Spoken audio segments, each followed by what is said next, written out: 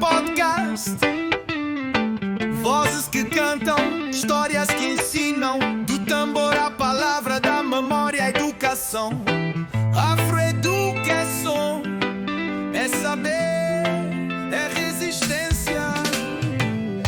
Onde a história ganha voz e a memória ganha ritmo.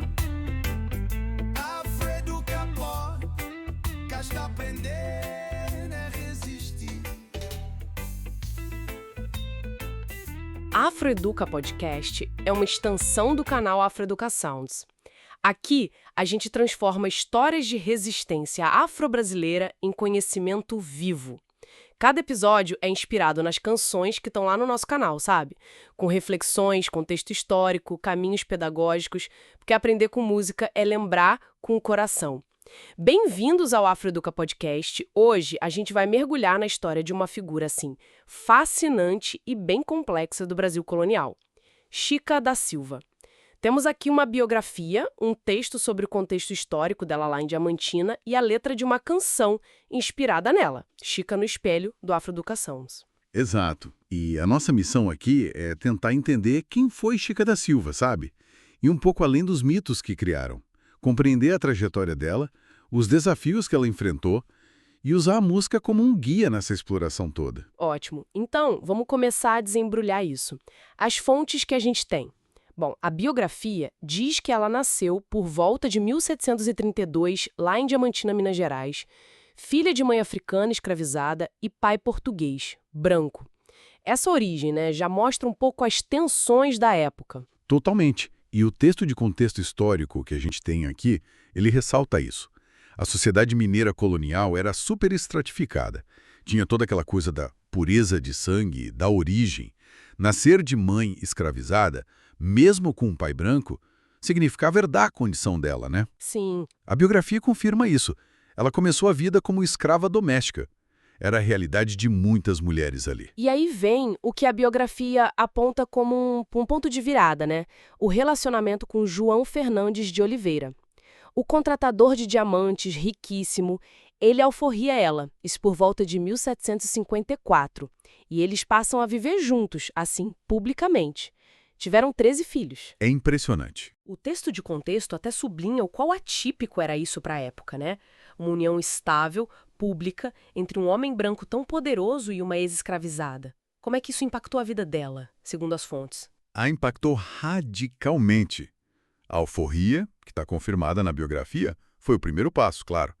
Mas essa união com o João Fernandes deu a ela um acesso ao mundo que antes era impensável, A biografia menciona que ela começou a adotar costumes da elite. Roupas luxuosas, talvez um certo poder dentro de casa. E é aí que a letra da música Chica no Espelho entra de um jeito poético, mas muito certeiro. Com vestido de rainha num Brasil de armadilha. Nossa, essa imagem, vestido de rainha, é forte. Mas o Brasil de armadilha, isso sugere que essa ascensão não foi nada simples, O material de contexto, ele descreve a resistência que figuras como ela enfrentavam. Sim, sim.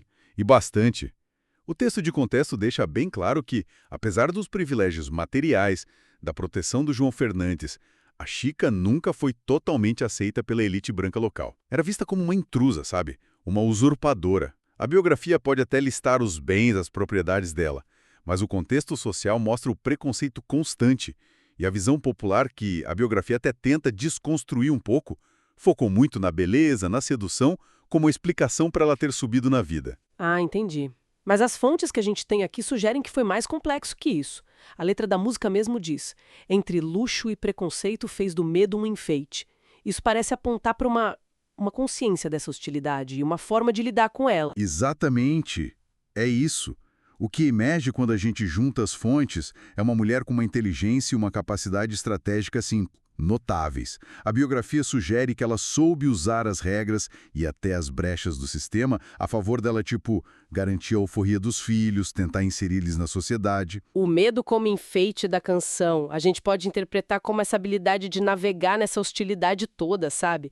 De exibir o status como uma forma de autodefesa, de afirmação, mesmo sabendo dos riscos do julgamento constante que o texto de contexto detalha. Não era só beleza, não. Era agência, era estratégia. Então, essa ambivalência que a biografia menciona. Ser admirada por uns, desprezada por outros, símbolo de sucesso para alguns, mas de transgressão para a elite tradicional. Isso era central na experiência dela, né? É. Ela vivia nessa tensão. Exatamente, ela ocupava um espaço meio entre lugares. Não era mais escravizada, mas também não era reconhecida como igual pela elite branca. Tinha poder, tinha influência, mas sempre mediado pela relação com João Fernandes e limitado pelas barreiras raciais e sociais da época. O texto de contexto descreve isso muito bem. E depois que o João Fernandes foi embora para Portugal e depois da morte dela, em 1796, como a biografia relata, parece que houve um esforço claro para apagar essa complexidade toda. Como assim? As fontes indicam que tentaram simplificar a imagem dela depois. É o que parece. O material sugere que a memória dela foi sendo transformada em folclore, sabe? Aquela figura exótica, a escrava que virou rainha por meios quase mágicos, ou só sensuais. E isso esvaziava a agência dela, a inteligência política, a luta real que ela travou contra um sistema opressor.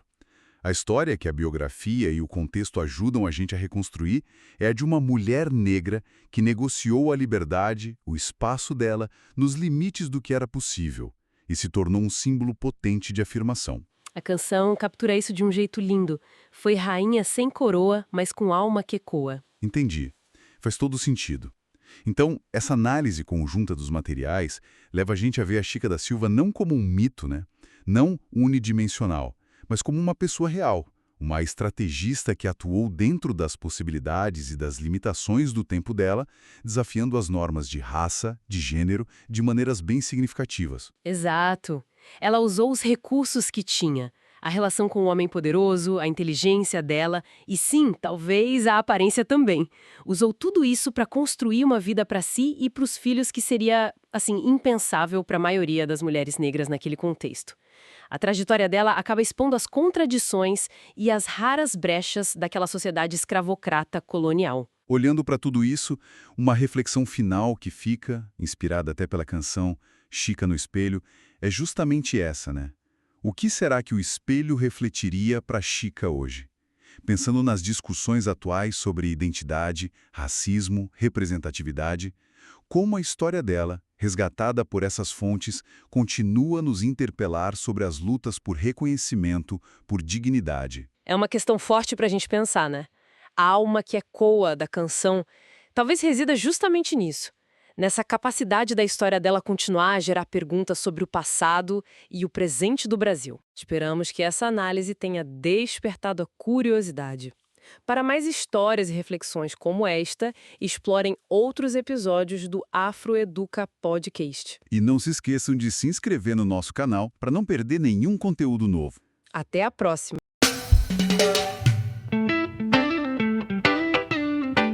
Afroeduca Podcast. Vozes que cantam, histórias que ensinam. Do tambor à palavra, da memória à educação.